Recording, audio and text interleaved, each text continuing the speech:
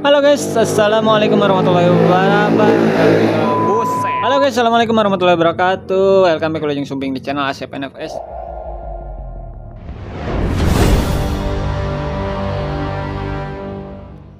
Kali ini saya mau membahas tentang settingan karbu PE28 saya yang sudah benar-benar sangat ideal ya guys ya.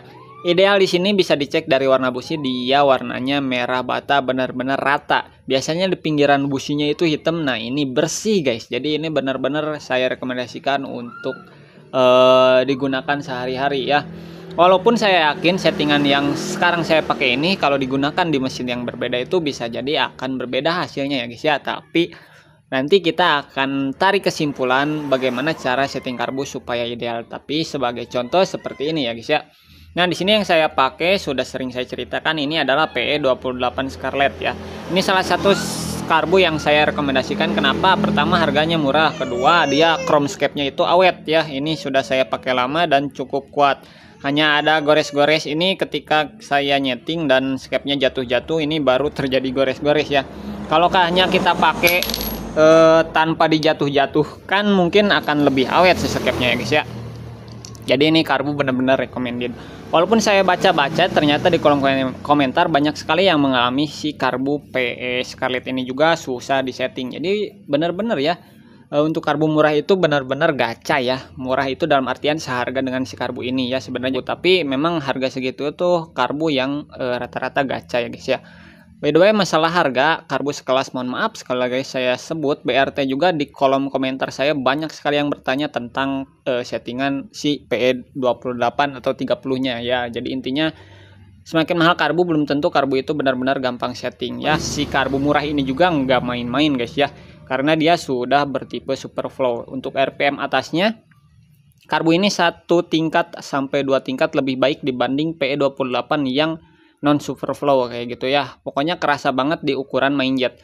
Saya dulu sering sebelum banyak PE tipe superflow kayak gini ya, sering pakai PE yang biasa, yang non superflow.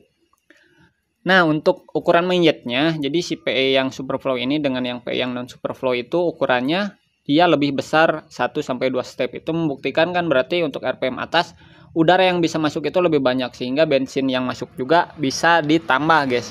Akhirnya untuk RPM atasnya dia lebih bertenaga karena bahan bakar yang diledakkan di ruang bakar itu jadi lebih banyak kayak gitu. Jadi kalau kalian mau beli karbu zaman sekarang, saya rekomendasikan langsung yang tipe superflow ya. Untuk Satria FU banyak yang bertanya ukuran idealnya berapa. Nah, banyak yang bertanya untuk PE26. Sedangkan saya sendiri sudah coba dari dulu, mulai dari ukuran karbu 26, 28, 30, 32, 34 sudah pernah saya coba, dan yang paling ideal menurut saya adalah ukurannya 28 ini.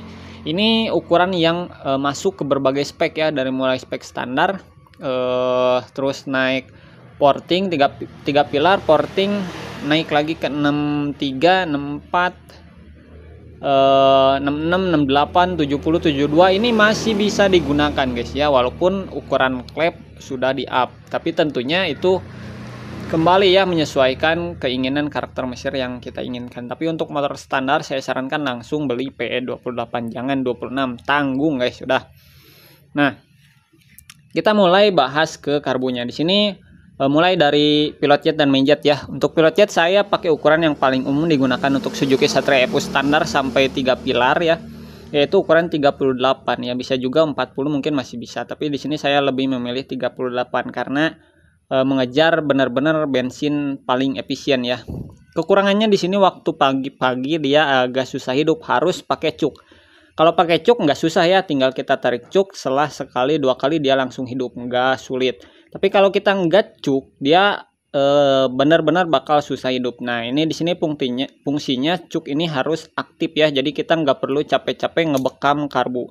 Cukup narik cuk waktu pagi, setelah sekali 2 kali langsung hidup. Jadi tetap ngidupin karbu itu gampang. Kenapa saya lebih milih ukuran 38 yang susah hidup pagi hari dibanding ukuran 40? Di sini faktornya ke warna busi guys ya. Kalau pakai ukuran 40 nanti warna busi pinggirannya itu agak hitam, memang gampang hidup, tapi ruang bakar itu kalau lama kelamaan ya tetap kotor ya.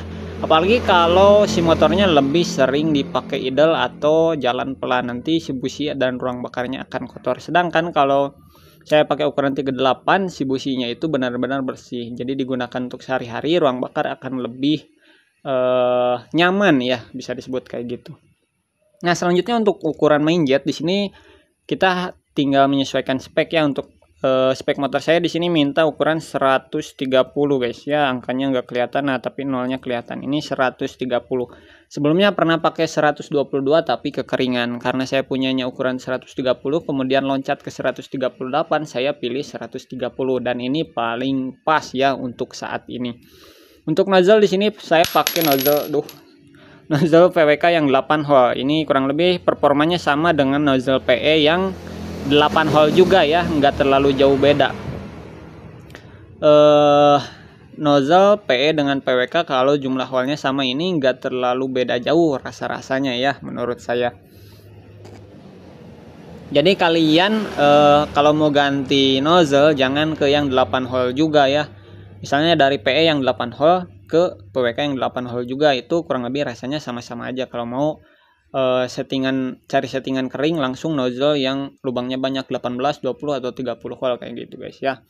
Nah, di sini kunci settingan saya bisa dapat ideal itu ada di pasangan head nozzle dengan jarum ya. Sudah sering saya jelaskan di video-video sebelumnya. Ini hal yang paling penting ketika kita setting karbu. Kalau ingin ideal, ingin irit, ingin boros, disinilah kita menentukannya guys ya. Ini celah yang cocok atau ideal untuk mesin saya sekarang guys ya. Jadi celahnya kurang lebih kayak gini. Saya pernah pakai yang lebih kecil dan pakai yang lebih besar. Untuk yang lebih kecil masih bisa digunakan untuk sehari-hari. Settingannya itu agak ngok ya, seperti video yang ini. Nah, ini pakai head nozzle yang celahnya lebih kecil dibanding yang ini.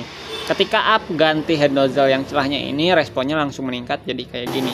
Perbedaannya cukup signifikan ya. Jadi kalau kalian ingin merubah settingan karbu, saya sarankan ngulik-ngulik di ukuran lubang head nozzle saja guys ya. Nah, untuk tingginya dia berpengaruh tapi enggak seberpengaruh diameternya ya. Jadi diameter dalam ini benar-benar sangat berpengaruh, sedangkan tingginya hanya berpengaruh sedikit. Jadi kalian fokus aja cari yang diameter dalamnya kurang lebih kayak gini ya. Ini belum tentu di motor kalian enak ya, jadi saya tidak bisa menjamin, tapi kurang lebih patokannya kayak gini guys. Nah, kemudian untuk jarum banyak sekali yang bertanya. Untuk motor-motor 4 tak saya tetap merekomendasikan jarum tipe JJH. Di sini saya punya beberapa jarum JJH ya guys ya. Nah, ini benar-benar jarum yang saya rekomendasikan untuk mesin-mesin 4 tak. Karena apa? Karena dia profilnya itu sangat bersahabat dengan karakter mesin 4 tak ya guys ya. Terutama menyesuaikan dengan gas speed atau kecepatan angin nanti yang lewat. Kalau kita profil jarumnya terlalu ekstrim, dia tidak seimbang ya antara kecepatan udara dengan keluarnya si bensin. Kalau kayak gini, jadi profilnya kayak gini, ini benar-benar ideal untuk mesin-mesin 4 tak standar sampai tune up harian ya guys ya. Untuk race mungkin beda lagi, ini khusus untuk pembahasan harian ya guys ya. Nah, untuk motor-motor 2 tak kalian nggak usah ganti jarum JJH, kalian cukup fokus di jarum bawaan si PE28 nya sampai ketemu settingan yang enak. Karena jarum bawaan PE28 itu memang peruntukannya untuk motor-motor 2 tak guys ya. Nah, kurang lebih kok kayak aja sama yang dijelaskan yang lainnya. Jadi kalian belum menemukan inti settingan ideal dari video ini. Nah, intinya kenapa si karbu ini bisa ideal adalah cara nyetingnya guys. Bukan apa yang saya pakai, tapi cara nyetingnya ya. Ini harus kalian garis bawahi dan kalian catat baik-baik. Kunci dari settingan si karbu ideal ini sudah beberapa kali praktekan ya di karbu PE dan karbu PWK adalah settingan angin guys. Ini benar-benar harus kalian temukan settingan angin yang ideal. Settingan angin ideal itu cirinya apa? Yang pertama, settingan angin itu 2 tahap guys ya. Jadi bukan cuma satu cara yang biasa kita tahu, yang nahan RPM kemudian tutup setelan angin dan buka sampai dapat setelan angin yang tertinggi. Nah, setel angin itu bukan cuma yang itu saja, tapi ada yang kedua, yaitu nyetel angin ketika posisi idle. Nah, kalau kalian ingin settingan karbunya ideal, settingan angin ketika posisi ideal dengan settingan angin dengan cara yang biasa itu jumlahnya harus sama.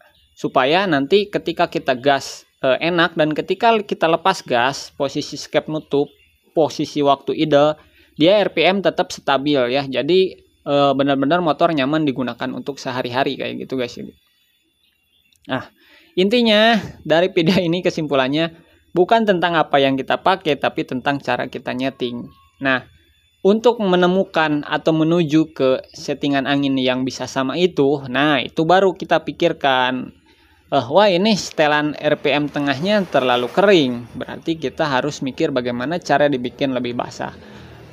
Atau ketika kita pasang, wah ini RPM tengahnya terlalu basah. Nah, bagaimana caranya supaya kita merubah settingannya menjadi lebih kering kayak gitu ya guys ya. Jadi yang harus kalian perhatikan di setiap konten saya itu bukan apa yang saya pakai, tapi bagaimana cara saya nyeting kayak gitu ya. Jadi kalian gak akan pusing guys kalau kalian terus menanyakan motor spek ini pilot jet main jetnya rekomendasi berapa, atau jarum head nozzle-nya rekomendasinya pakai apa. Kalian di sana dengan motor kalian, dengan karbu kalian yang bisa langsung merasakan ya. Saya di sini menjelaskan bagaimana caranya supaya si karbu kalian yang sekarang ingin dipakai itu bisa settingannya ideal maksimal kayak gitu ya guys ya. Jadi kalian harus perhatikan caranya, bukan apa yang saya pakai ya, kayak gitu. Nah, mungkin video kali ini cukup sekian aja. Kalau kalian ingin tahu ilmu-ilmu yang lebih banyak tentang setting menyeting karbu, kalian bisa cek video-video saya di channel ini ya, channel Asep NFS. Kalian silahkan menyelam lebih dalam lagi. Di sana saya banyak sekali mengupas tuntas bagaimana cara-cara untuk menyeting karbu dan berbagai permasalahan yang sudah saya alami, saya share di sana ya guys ya. Kalian lihat aja lah, soalnya sudah hampir komplit menurut saya ya, sampai akhirnya bisa menemukan settingan yang ideal. Walaupun saya ganti-ganti karbu, settingannya tetap bisa ideal dengan cara yang sudah saya sebutkan tadi ya. Kayak gitu. Mungkin banyak penonton baru dari TikTok. Halo, salam kenal. Silahkan kalian jadi penyelam handal, cari video, cari ilmu yang kalian butuhkan. Dan kalau misalnya memang belum mengerti tentang caranya, silahkan bertanya di kolom komentar di sini ya guys ya. Kalau memang belum pernah saya jelaskan, akan saya jawab dan mungkin akan saya jadikan konten berikutnya ya guys ya. Jadi jangan lupa subscribe dulu channel Asep NFS ya, channel ini. Ya, sekian video kali ini, sampai ketemu di video selanjutnya. Wassalamualaikum warahmatullahi wabarakatuh. Dah.